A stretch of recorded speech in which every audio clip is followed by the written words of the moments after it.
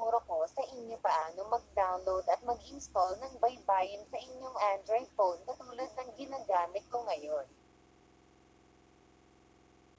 Simulan na natin. Unang step, buksan mo ang iyong Google Play Store. I-type mo sa search box ang Keyboard.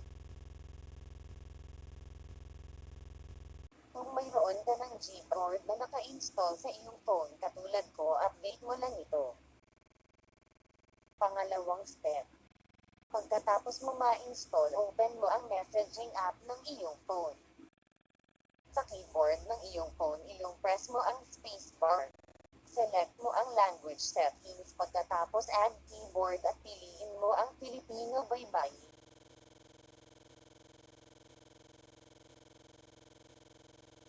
Maraming salamat sa iyong panonood hanggang sa muli. Paki-like po at subscribe sa aking channel. Salamat.